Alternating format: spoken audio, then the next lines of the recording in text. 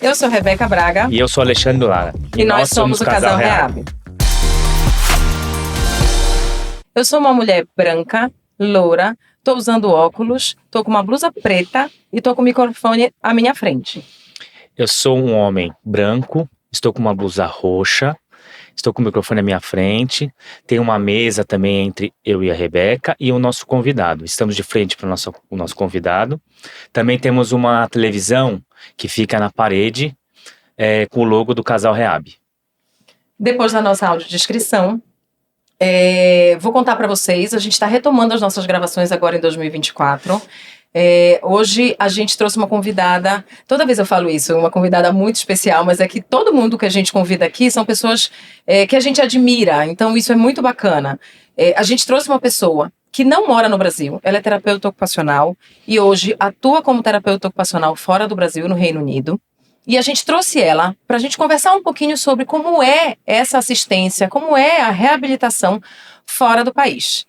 Estou apresentando para vocês a Denise, seja bem-vinda. Muito obrigada por ter aceitado o nosso convite, assim, de pronto. A Denise está passando 2 semanas no Brasil e eu descobri, já chamei ela para conversar com a gente, porque eu acho que é um tema muito importante, até para a gente poder fazer essa comparação e ver pontos positivos e negativos do que a gente tem aqui comparado com a realidade fora. E acho que ela vai conseguir agregar para a gente também a área de atuação dela lá no Reino Unido. Dê, se apresenta pra gente. Obrigada, Rebeca. Obrigada, Lê. Eu sou Denise, eu tenho cabelo preto, olhos pretos, sou uma mulher branca e estou sentada à frente do Alê e da Rebeca aqui. Eu sou terapeuta ocupacional, como você disse, né? Eu me formei na UFSCar, fiz tudo que os terapeutas ocupacionais geralmente fazem, né? Começam a trabalhar, colocar a mão na massa desde o começo. E eu trabalhei na ACD, foi onde a gente se conheceu, né? Nós éramos vizinhos de departamento. E hoje trabalho no Reino Unido, no Royal Marsden Hospital, que é um hospital especialista em tratamento de oncologia lá no Reino Unido, em Londres. Que bacana. Olha, igual. Estamos bem com sintonia, hein? Boa, marido, boa. Hoje é o Dia Internacional das Mulheres, parabéns a todas as mulheres, 8 de março. Marido. Lembrei. Ele não lembra, gente. Bom, volta. Não, sou eu. Voltando. A nossa ideia, assim, eu tive a oportunidade de conhecer um centro de reabilitação na Suíça. E eu lembro que ir para fora, conhecer um centro de reabilitação é uma realidade que não são para poucas pessoas. E era uma coisa, para mim, era como se fosse um sonho muito distante. Várias vezes eu dizia, não acredito que eu estou aqui. E à medida que eu fui vendo a atuação da TO, a atuação da reabilitação, eu tinha vários insights, assim, tipo, poxa, isso a gente não tem no Brasil. Nossa, mas no Brasil a gente tem isso, isso e isso, que eles não têm aqui. E aí começava, é impossível não fazer essa comparação. E aí te ver atuando como TO lá, validado teu diploma, enfim, colocando a nossa área na prática, é uma coisa que dá muito orgulho, muito orgulho. E aí eu queria saber como você foi, como você caiu lá, como foi essa tua trajetória de sair do Brasil e ir para lá atuar como terapeuta ocupacional.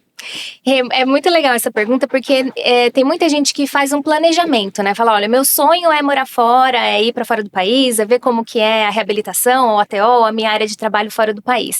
Eu nunca tive um planejamento certo com relação a isso, né? As coisas meio que foram acontecendo. Então eu tive a oportunidade, foi lá em 2013, de fazer o Ciências Sem Fronteiras, né?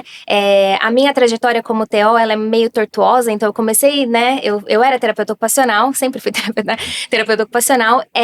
No meio desse percalço de procurar emprego, eu fiz meu mestrado logo depois da graduação, aí eu senti que eu perdi um pouco a mão de atendimento clínico, e aí eu tava tentando me colocar no mercado de trabalho, tava com muita dificuldade, porque, né, eu não tinha experiência, tinha ficado esses 2 anos do mestrado longe, né, da prática clínica mesmo, e aí eu resolvi que, aí quando eu tava procurando emprego, né, como TO, e eu tava com bastante dificuldade, eu acabei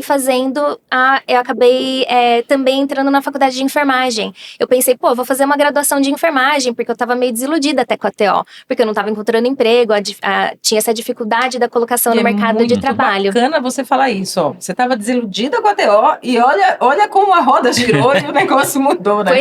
Pois é. é. E aí foi durante a minha graduação de enfermagem, então assim, paralelo, né, à TO, eu comecei a trabalhar na ACD como terapeuta ocupacional, ao mesmo tempo que comecei a graduação em enfermagem. E aí foi através da graduação de enfermagem que eu fui participar daquele programa Ciências Sem Fronteiras. Então eu fiquei 1 ano no Reino Unido, não pensava em morar fora, né, foi a oportunidade que eu falei, nossa, vai ser a minha única oportunidade de morar fora do país, né, e fiquei fora do país por 1 ano. E depois desse tempo que eu voltei, quando eu voltei para o Brasil, eu comecei a mexer os pauzinhos para voltar para o Reino Unido, né? Então eu fiquei aqui, terminei a minha faculdade de enfermagem e fui para lá. E aí o que aconteceu? Quando eu comecei a procurar emprego e aquela coisa, né? Como eu não conhecia ninguém, não sabia como que eu dava os primeiros passos, eu comecei, bom, se aqui no Brasil eu preciso do CREFITO para trabalhar como terapeuta ocupacional, lá eu devo precisar de alguma coisa semelhante. E fui pesquisar, então, né, preciso fazer a validação do meu diploma, preciso me registrar ao conselho de lá, preciso de documentação tal, documentação essa é aquela, como que eu faço para procurar emprego lá, onde que eu encontro as vagas, como que eu me candidato, e fui procurando, garimpando eu mesma, né? E aí eu fui aplicando por umas vagas de trabalho, consegui uma entrevista, fui fazer a entrevista na cara e na coragem, sem saber de estrutura de entrevista, nada, como que fazia, e consegui um emprego. E no mesmo dia que eu consegui o emprego foi quando eu tava com a papelada pronta para dar entrada no meu CREFITO, né, do Reino Unido. Então foi um processo muito maluco, assim. Aí depois que tudo saiu, eu mudei, né, e eu comecei a trabalhar lá. Mas não teve um planejamento, assim, uma coisa de, olha, vou, né, colocar tudo no papel, falar, olha, tal mês eu vou fazer a validação, tal mês eu vou aplicar para trabalho. Foi uma coisa meio bagunçada e acabou acontecendo. Que legal. E hoje lá no Reino Unido, qual que é a sua área de atuação? Conta pra gente um pouquinho sobre o que você faz lá nos departamentos de saúde, né, do hospital. Legal. Eu trabalho com oncologia e cuidados paliativos, né? Aqui a minha atuação era mais na área de neuro, né, aqui no Brasil.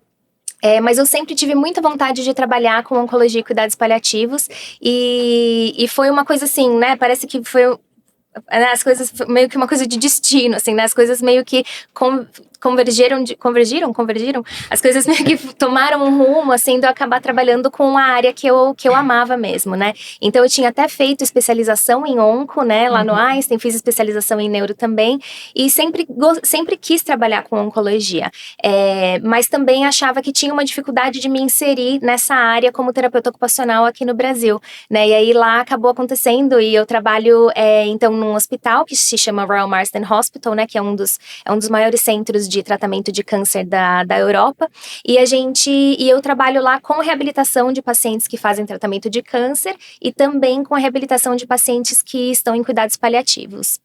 Independente se é câncer ou não? Ou é um hospital só para o câncer? Então, oncológico específico, né? Isso, é um hospital de tratamento oncológico, então só pacientes com câncer, e os pacientes em cuidados paliativos são por decorrência do avanço do câncer. Tá, perfeito. Sim. Dei, eu acho que eu vou fazer 2 perguntas numa só. Eu acho que antes da gente entrar um pouco no tema cuidados paliativos, eu vou te pedir para você definir, porque eu acho que a gente ainda tem um desconhecimento sobre essa área de atuação que é tão importante.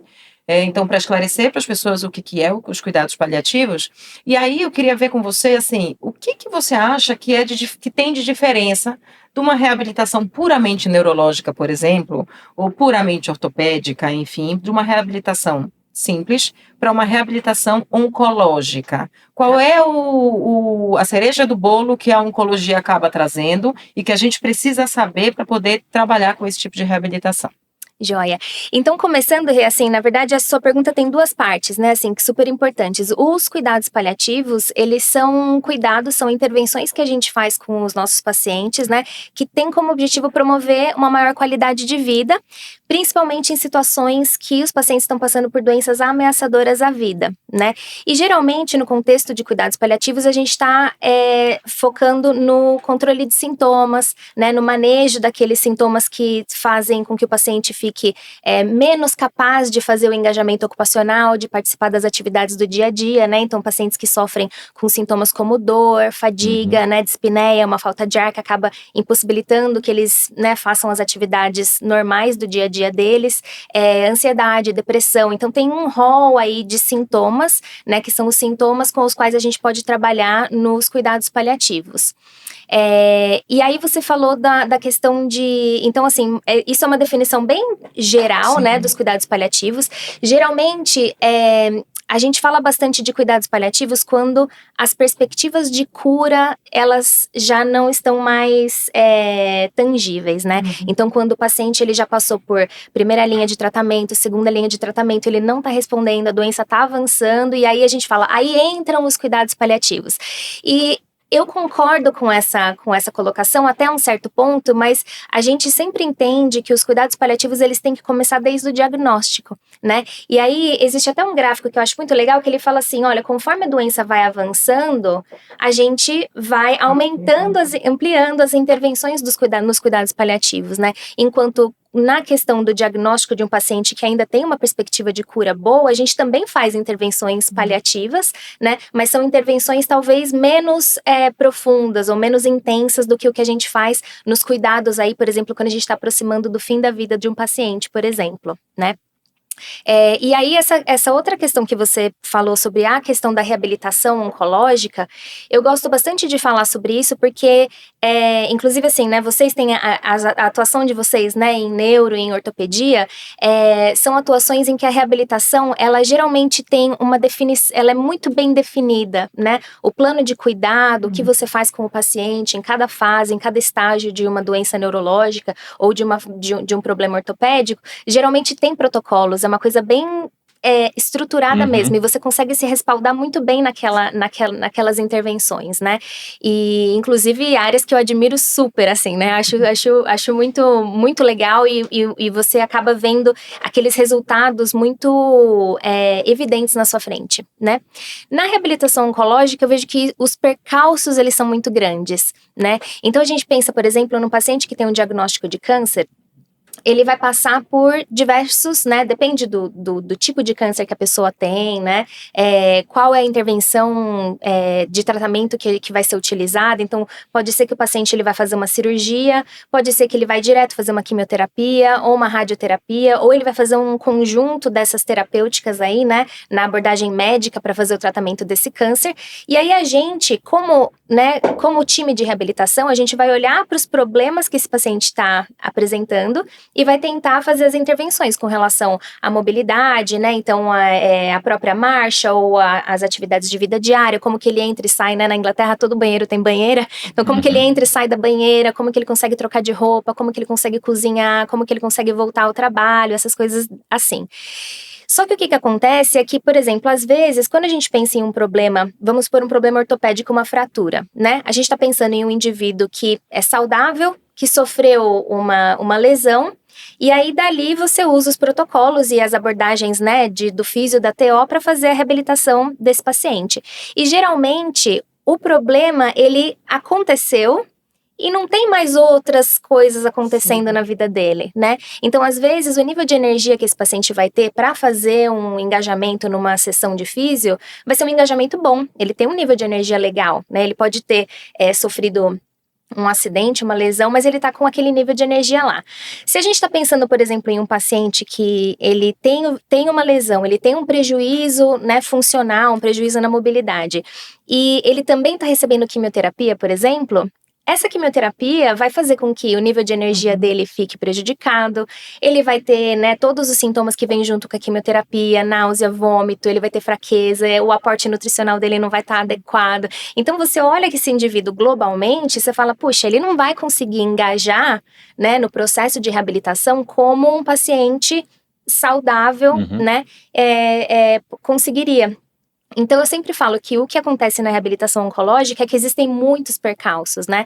Então, tomando, por exemplo, mais um exemplo também relacionado à quimioterapia, né? A quimioterapia acaba fazendo com que pacientes fiquem muito imunocomprometidos, né? Eles acabam tendo um risco de infecção muito grande. Então, a chance, né? O que acontece, isso acontece com muita frequência na minha prática, né? Então, o paciente, ele tá lá, ele tá fazendo o tratamento, ele vai fazer um ciclo de quimioterapia, de repente ele acaba ficando no hospital depois daquele ciclo, porque ele pegou uma infecção. Aí é uma infecção que acaba sendo mais importante para esse paciente do que para um paciente saudável, porque ele está imunocomprometido.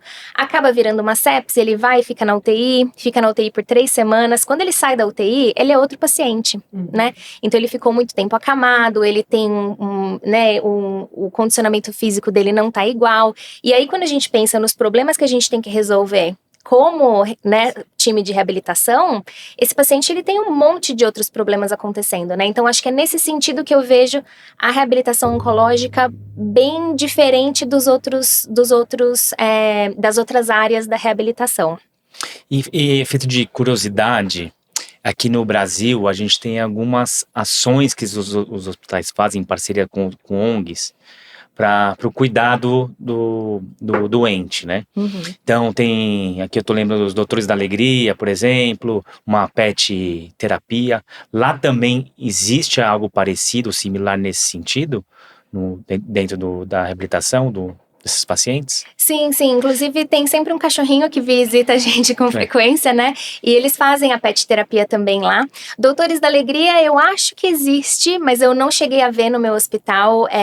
Aliás, no setor de adultos, né? Eu trabalhei bastante tempo na pediatria também, e na pediatria tem, né? E eles fazem essas visitas. Então, nesse sentido, é bem parecido. Existem esses trabalhos que são feitos, e não necessariamente são ONGs, né? Às vezes são pessoas contratadas mesmo do hospital que fazem esse trabalho. Voluntariado, o pessoal do voluntariado, que aqui é bem forte também nos hospitais.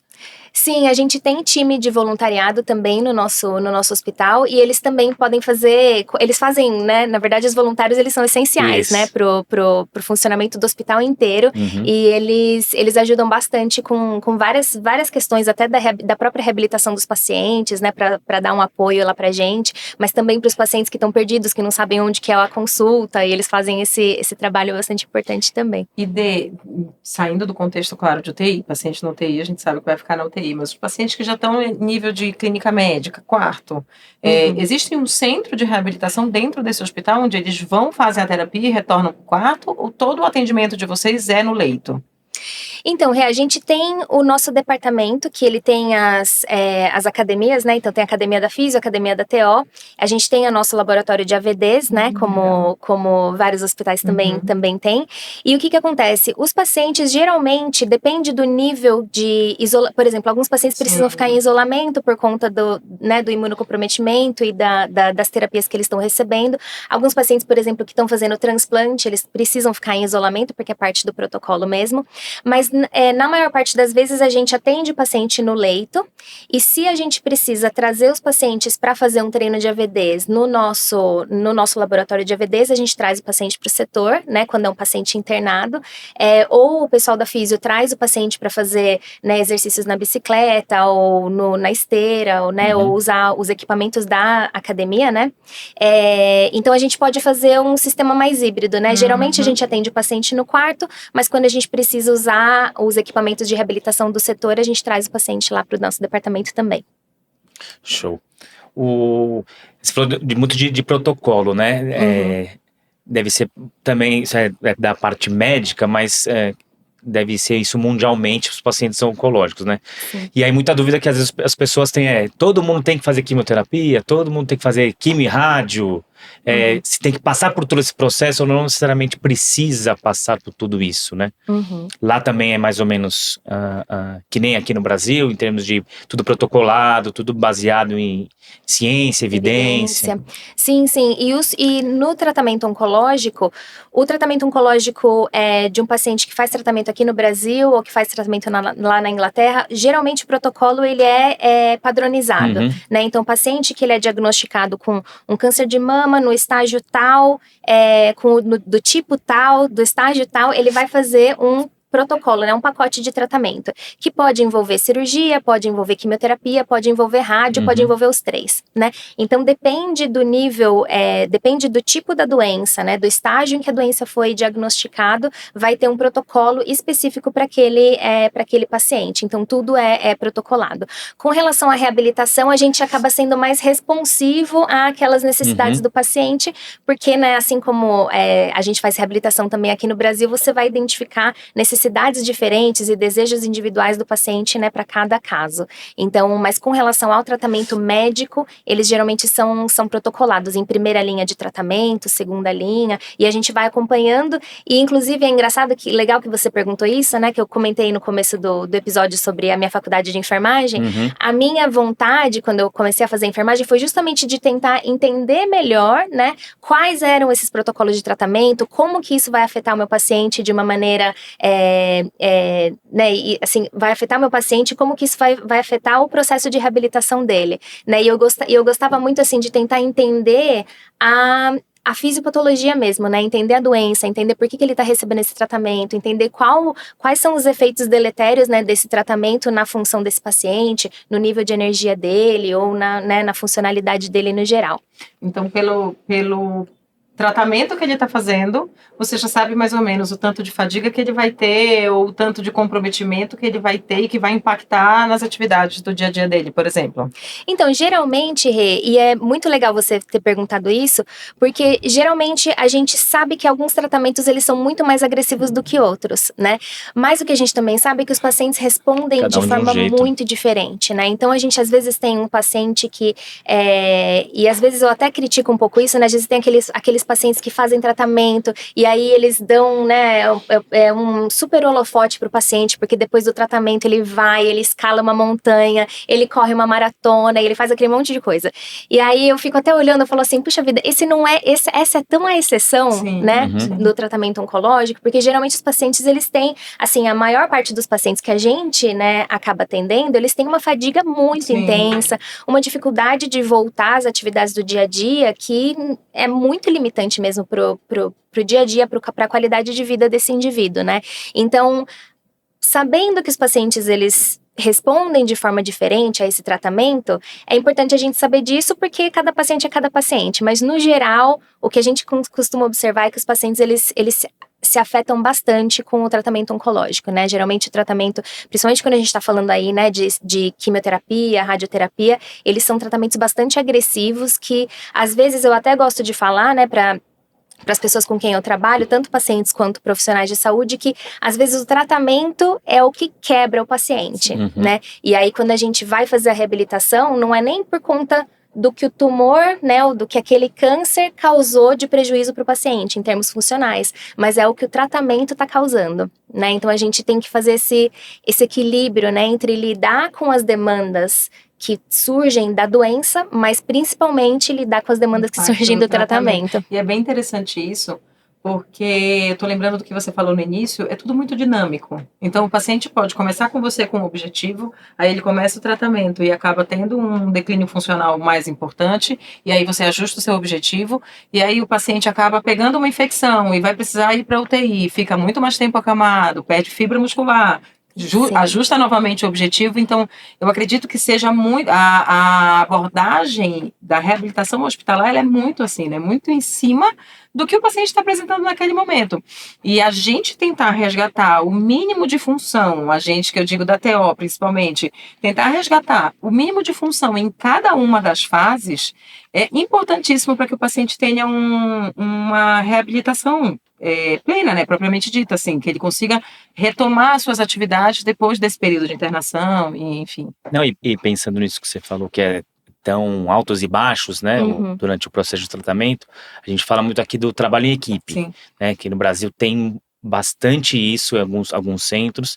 e eu queria saber de lá também se a equipe se conversa, faz reuniões clínicas entre si para alinhar os objetivos o tempo inteiro, se o engajamento também das famílias de lá, por ser outro tipo de cultura, se também é fácil ou é difícil, conta um pouquinho pra gente. Pois é, e ela é assim, eu até, né, eu gosto muito do conceito do casal reável, porque justamente, né, pra mim é o sonho, né, que é o Físio e a TO trabalhando juntos, né, E não só fisio-TO, mas também tem o fono, a nutricionista, a gente tem terapias complementares também lá, né? Então, assim, o que acontece? O trabalho em equipe, para mim, né, não só para mim, mas o trabalho em equipe, ele é essencial, né, e a gente vê que o paciente, ele ganha muito com isso. Então, assim, só para explicar como que é um dia de trabalho lá, né, da gente. Então, a gente, eu ia falar, a gente acorda, a gente não, a gente... Acorda primeiro. A gente acorda primeiro. Que bom. Então, uma das primeiras coisas que a gente faz, né, quando a gente chega no hospital, a gente vai ver a lista de pacientes de cada ala, né, de cada quarto. E a gente se divide e fala, ó, então cada um toma conta de uma ala, e aí você vai com a lista dos pacientes que estão naquela ala e a gente pega o que a gente chama de handover, né, que é uma reunião, é uma mini reunião de equipe que acontece todo dia de manhã, em que a enfermeira que faz a passagem de plantão, ela vai conversar com o físico, com a TO, com a nutricionista. Geralmente, a fono não sempre tá nessas reuniões, porque os fonos, eles acabam trabalhando menos com os pacientes em internação, mas mais com pacientes ambulatoriais, mas a gente sempre tá em contato com eles, porque a gente mora dentro do mesmo departamento, né? Então, a gente senta nessa reunião de equipe e a gente conversa sobre todos os pacientes daquele quarto, daquela ala, né? Então, o paciente que tá no quarto 1, o que ele tem, o que tá acontecendo com ele, como que ele passou a noite, o que está acontecendo. E aí a gente sempre pergunta em aspectos funcionais. Olha, eu atendi esse paciente ontem. Ontem ele estava andando com o auxílio de uma pessoa e fazendo transferência com tal equipamento. Como que ele está hoje? E a gente faz essa conversa. Toda vez que a gente sobe para as alas para fazer essa reunião, né, que a gente chama reunião multi, né, matinal, a gente sobe com o físio, né, então ou o físio passa, pega a gente sobe junto, ou ao contrário, a gente passa, pega o físio, mas assim, a gente sempre vai em dupla, e para fazer a avaliação inicial do paciente também, sempre a gente vai com o físio, então é sempre o TO e o físio juntos, né, então isso é muito legal, porque as perguntas o que eu preciso saber desse paciente para entender como tá a funcionalidade dele, como que ele fazia em casa, se ele já estava ruim, né, ou se ele, por exemplo, tem alguma dificuldade, estava ruim, né, se ele tem alguma dificuldade funcional, se ele já estava com essa dificuldade funcional antes de chegar no hospital, ou se isso acabou piorando, então todas essas perguntas que eu vou fazer para ele, são perguntas que o físio também precisa saber, né, e aí o físio vai falar, mas e aí, na sua casa tem escada? Como que você faz? Você estava conseguindo subir a escada? De que lado que é o corrimão? É do lado direito ou esquerdo? Você subia, você apoiava em qual perna? Né? E todas essas coisas que ele pergunta são essenciais para mim também, né? Otimiza para todo mundo. Otimiza para todo mundo. Então, um trabalho em equipe, assim, fundamental. Né? E também com relação, às vezes a gente, né, como eu disse, quando a gente está falando dos sintomas, né, que acabam atrapalhando o engajamento desse paciente na reabilitação, eu preciso saber se esse paciente está conseguindo comer, eu preciso saber se ele está conseguindo se hidratar, né, então, porque às vezes é um paciente que a gente não consegue levantar da cama porque ele faz uma hipotensão e de repente ele desmaia. Então, se ele não está hidratado, se ele não está alimentado, eu não vou conseguir fazer a reabilitação dele. Então, eu tô sempre conversando com a Nutri para saber como é que tá. Né? Então a gente vai fazendo esse trabalho em conjunto, que é muito, né, que não é nem, eu falo que é muito assim, né, tá né, assim, a gente conversa o tempo todo, não tem como dissociar. E eu falo que na pediatria, né, porque eu também trabalhei bastante tempo na pediatria, ainda trabalho, esse trabalho fica ainda mais próximo. Né, porque a gente está lidando com questões do desenvolvimento infantil, então de crianças que estão hospitalizadas há muito tempo, ou de crianças que até já têm outros problemas de desenvolvimento antes do câncer, né, então eu tratei de um nenezinho, por exemplo, que ele foi diagnosticado com 14 meses, e ele tinha síndrome de Down. Então, lógico, um bebê de 14 meses com síndrome de Down, ele não está desenvolvido como um bebê, né, que tem um desenvolvimento padrão. Então, a gente lida tanto com as questões do câncer e das dificuldades que o câncer o câncer e o tratamento estão trazendo para essa criança, para esse indivíduo, mas também com as questões do desenvolvimento. Nossa, e que ele traz prévio, né? Sim. E, tipo, ele já tinha um atraso, digamos assim, enfim, e aí você tem que considerar isso também. Gente, que sonho esse negócio de equipe, de conversar. Que bom que o mundo também tá... Não, essa linha, né? Então, tem esse olhar. Eu bato muito nessa tecla da reabilitação precoce, sabe? Porque o tempo que eu fiquei trabalhando em UTI, eu trabalhava mais em UTI adulto, UTI, SEMI. Gente, os pacientes que a gente conseguia entrar antes, ou pegar desde a UTI até a ponta, centro de reabilitação, alta hospitalar e ambulatório, a hora que o paciente já vai para casa e volta para fazer terapia com você ambulatorial, é outra. A gente prepara o paciente para o paciente ir para casa. É outra realidade. Assim, é muito interessante e é muito bacana ver essa reabilitação na prática. Porque fica muito a olhos vistos, né? E os pacientes que tiveram cura, assim, algum já falou para vocês a sensação que tem, a sensação que teve, e tiver algum caso interessante, até para servir de inspiração para alguém que está lutando contra a doença, dizer que a esperança e a luta, a fé é importante para poder...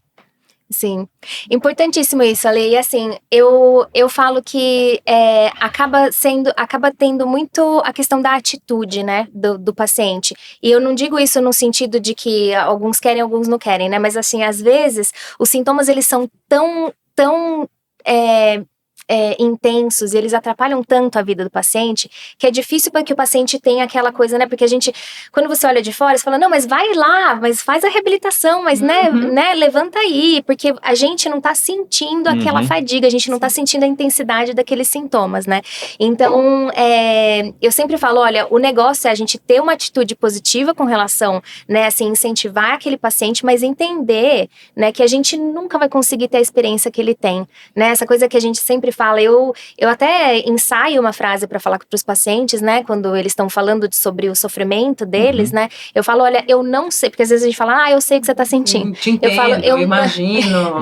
Não, exato, não, eu não entendo, eu não consigo imaginar, né, então às vezes eu falo, olha, eu não consigo imaginar como isso tá sendo difícil para você, mas pela minha experiência, eu acho que você deve estar sofrendo muito com isso, e eu tô aqui e a gente tá junto, né, e aí você faz... Só te interrompendo, eu lembrei de duas situações. Uma que a paciente, bem recém-formada, eu imagino, e a paciente falou, não, você não imagina. E eu, realmente, eu não imagino. Não imagino. E aí, caiu a ficha. A gente tenta se colocar no lugar do outro, ser empático, mas é muito difícil. E a outra coisa que eu ia falar, eu esqueci. Mas era uma coisa que ia casar... já sei. A gente fala, é muito interessante isso, principalmente em nível hospitalar. A gente fala porque o nosso paciente tem que ter autonomia. O que a gente mais quer é resgatar a autonomia dele. Mas a gente muitas vezes não respeita quando naquele momento ele não quer fazer terapia. Entendo que a gente tem que motivar, a gente não estou dizendo que já não quer, pronto, vou embora. Ou um paciente com alteração cognitiva, não quer, não, guardar as devidas proporções. Sim. Mas em alguns momentos, se a gente não atentar, a gente também não respeita a autonomia que a gente quer que o nosso paciente tenha. Sim.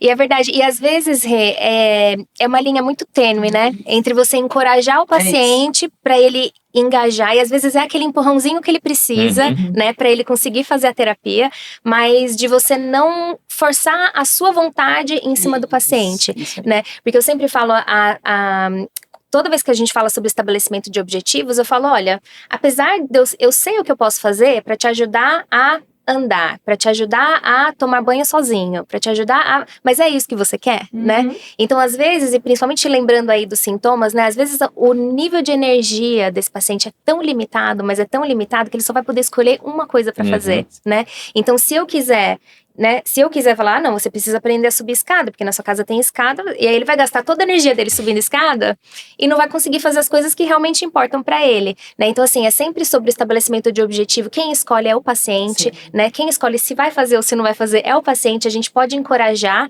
né? E até fazer a parte da educação do paciente com relação, né, à situação que ele tá. Então, olha, o que a gente faz muito lá, com o paciente internado, por exemplo, eu não sei nem se eu vou sair muito do assunto, mas a gente fala, por exemplo, pro paciente, o que você gostaria de fazer? Ele fala, não, olha, eu não consigo que as enfermeiras me deem banho, eu quero tomar banho sozinho. Então, é um objetivo que o paciente próprio estabeleceu, a gente vai lá e fala, então a gente vai te ajudar, né, a dar... tanto fazer o recondicionamento, né? Eu não sei nem se recondicionamento é uma palavra que a gente usa aqui, mas o recondicionamento físico desse paciente para ele conseguir engajar numa atividade de banho, né? E usar equipamentos, usar adaptações, a gente vai trabalhando com o paciente diariamente. E aí é o paciente que... Então a gente tenta fazer esse... Não sei por que eu tô falando disso agora. Perdi. Você estava falando do... Eu também perdi. Eu perdi agora. Peraí, calma, a gente vai lembrar. Não, a gente estava falando do estabelecimento de objetivo, não é? Do que paciente, é o paciente que decide o objetivo, que a gente não pode impor, a nossa vontade. Que a escada O único gasto energético que ele tem é a reserva energética. Não, a questão é de traçar o objetivo como junto com o paciente, né? E adequando, você sabe, às vezes, o potencial que ele tem para fazer determinada coisa, mas respeitar e ao mesmo tempo não deixar de puxar ele para encorajar, né? Dele fazer o que ele tem potencial para isso. Isso. Para não ficar cada vez mais parado, acamado, né? Sempre tá tentando. Eu acho que era esse o ponto mesmo, né? Então, por exemplo, já aconteceu, né, de chegar e falar para o paciente, né, dele estabelecer esse objetivo, você sabe que é o objetivo dele, né? E aí você chega e você fala, hoje a gente veio para fazer tal coisa. E ele fala, mas eu tô tão cansado, eu tô tão cansado, mas eu tô exausto. E o paciente oncológico, ele acorda exausto, né? Assim, a gente fala que o tempo de descanso do paciente, o sono, ele não é restaurativo, né? E aí eu falo, vamos lá, a gente veio aqui para fazer a sua atividade, né, que você escolheu, atividade de banho, tal. E aí o paciente, às vezes, ele não quer, ele tá fazendo, né, e a gente acomoda isso, né, então isso que eu falo que assim, né, o tratamento centrado no paciente, eu falo assim, olha, talvez você não esteja querendo fazer a atividade agora, se eu voltar daqui uma hora, como será que você vai estar se sentindo? Toma um café, faz não sei o que, às vezes ele vai receber uma visita, eu volto daqui uma hora. Então, às vezes, não é nem você impor, né, e não é impor, né, ou você fazer aquele encorajamento no sentido de falar, não, você tem que fazer, né, lembrei, a gente estava falando da educação, né, do paciente. Então, eu falo, olha, se você não quiser fazer isso, aí o paciente, né, se você voltar e ele não quiser mesmo, aí você fala, olha, o que a gente sabe é que a fadiga, ela melhora quando, né, a gente tem evidência de que a fadiga, ela pode melhorar com um pouco de atividade física. Se você tomar um banho, você vai se sentir melhor depois, né, e a gente tenta usar essa questão da evidência que está disponível, da educação do paciente, para que ele tenha essa informação na mão e para que ele faça a decisão por ele mesmo, né? Então, acho que é muito trabalho em parceria, né? Ele precisa confiar em você, você precisa confiar que ele tá fazendo as decisões também que são melhores para ele, né? E a gente vai trabalhando nessa dinâmica em conjunto. Show. E Dê, qual você acha que é a principal diferença e também a principal semelhança? Como que você faz esse paralelo da reabilitação aqui no Brasil, que você teve a oportunidade de vivenciar, trabalhar antes de morar lá, e da reabilitação fora do país? Eu acho que uma das coisas que eu acho que é bastante importante, que acho que acontece no Brasil e que a gente não... Por uma questão cultural, né? O Ale tinha comentado da questão cultural. Por uma questão cultural acaba não acontecendo, é essa questão da parceria, né? Eu acho que no Brasil a gente tem uma questão de afeto bastante diferente, né? Da proximidade do paciente, que também é bastante diferente. Então, acho que isso acaba...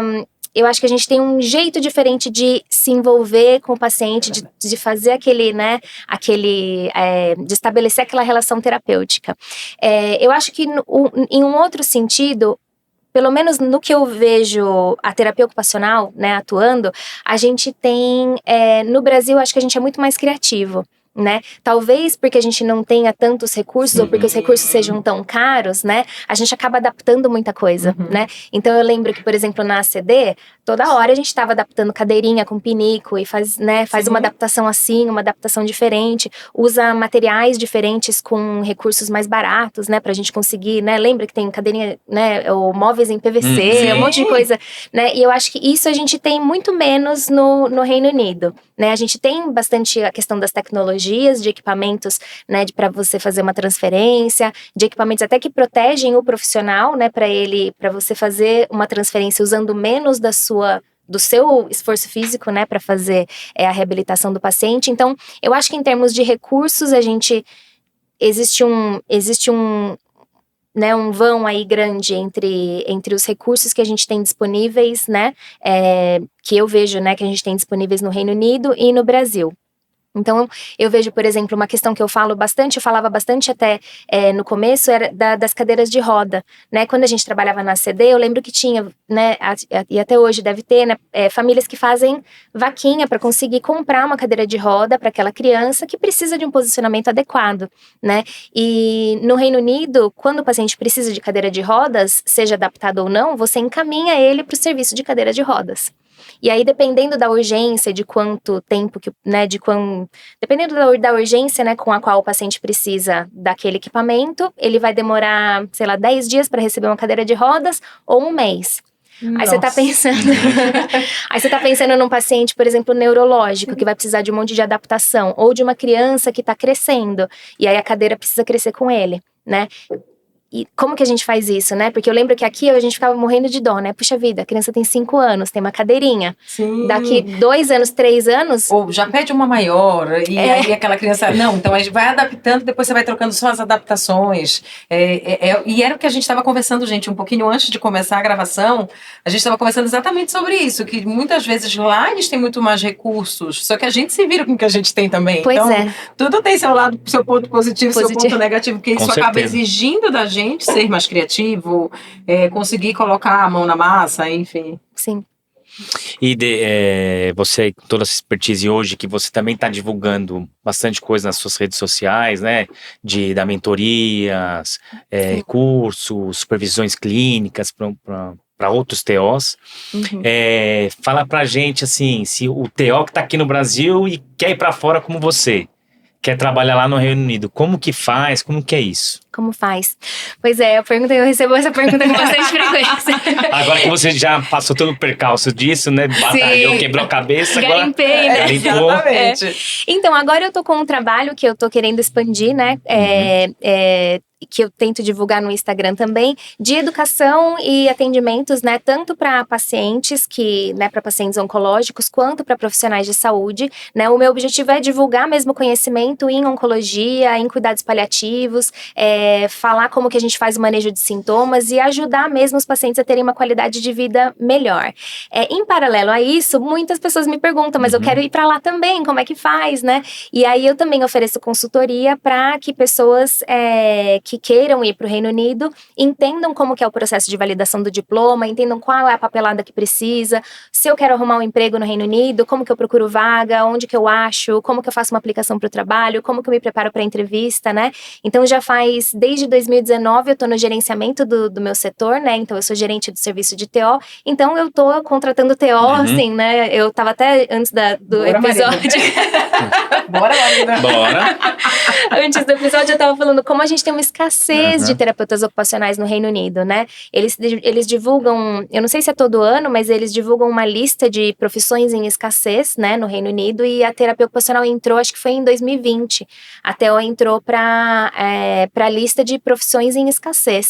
Então a gente tá formando cada vez menos TOs no Reino Unido, né? A gente acaba recebendo vários TOs do exterior também para trabalhar, mas ainda a mão de obra não é suficiente. E acho que depois do Covid também isso acabou piorando, né? Depois da saída do Reino Unido, né, da União Europeia, também isso acabou piorando, porque muita gente acabou voltando para os países de origem, então a gente tem uma escassez muito grande. Então todo mês eu tô fazendo entrevista, e aí você acaba, né, adquirindo aquele olhar mais crítico de assim, né, na entrevista, o que você fala, como que você responde tal pergunta, como que você se posiciona, o que você escreve na sua carta de apresentação, né, que aqui no Brasil a gente nem tem carta de apresentação. Então as pessoas falam, mas o que é essa carta? Como Então eu faço esse trabalho de orientação mesmo. Legal. Para como, né, para ajudar essas pessoas que querem ir para o Reino Unido. Mas eu sempre falo, como começar, que é uma pergunta-chave, eu sempre falo pelo inglês. Né? Porque às vezes a gente você precisa de um nível de inglês você precisa ser bastante confiante no seu nível de inglês, né, para trabalhar, né, para usar esse inglês no ambiente de trabalho, e para você fazer a validação do diploma para trabalhar no Reino Unido, você também precisa certificar que você tem aquele nível de inglês. Então você precisa fazer uma prova e emitir uma certificação. Então, como isso é parte da documentação necessária, eu sempre falo, começa por ela, porque sem ela você não a gente não consegue progredir a aplicação, né? E aí, fala pra gente o teu Instagram, onde você divulga isso, esse trabalho. E uma curiosidade também, quantas TOs tem no hospital? Meu time tem 16 TOs, 16, 17 comigo. Que sonho. Isso. E nós temos duas unidades, né? O meu hospital, ele tem uma unidade que é no centro de Londres, centrão mesmo, né? Quem conhece Londres é perto dos museus. E uma unidade que é mais numa região... É a Grande Londres, né? Um pouco mais periférica de Londres, mas são duas unidades do mesmo hospital. E você né? fica nas duas? Eu fico nas duas, eu gerencio os dois times. Então, no total, nesses dois hospitais, entre pediatria e adulto, a gente tem um time de 16, 17 comigo, eu acho. bacana, que bacana. E o fala contato. do contato. E o contato das redes sociais, eu tô no Instagram, é @mdenise_pessoa, M de Maria, né? Então, quase ninguém me chama de Maria Denise. Tipo eu. Mas é @mdenise_pessoa. Odê, e você acha hoje, uma TO, acabou de se formar, tem o inglês fluente, Uhum. você acha que isso é possível? O que você diria para uma TO que tem essa vontade? Eu diria, vai com medo mesmo, né? Assim, porque às vezes a gente, eu lembro que muita gente fala pra mim, nossa, como você é corajosa, nossa, como você é corajosa. Eu nunca me achei corajosa, né? Porque eu falei assim, olha, né? Porque pra mim coragem era o oposto de medo, né? Então eu falava assim, puxa vida, eu não me sinto corajosa porque eu sinto que tudo que eu faço, eu tô morrendo de medo, né? Eu vou fazer não sei o que, eu fico com medo do negócio não dar certo, eu fico com medo de eu, né? Até eu sempre tive um nível de inglês bom, mas tinha medo de não ter o nível de inglês certo pra trabalhar, né? Então eu falo assim, olha, tente, né? E assim, se a gente for esperar até o medo ir embora pra você começar a tentar, você não vai fazer, porque o medo sempre vai estar lá, né? Essa insegurança. É atitude, né? Exato. É atitude.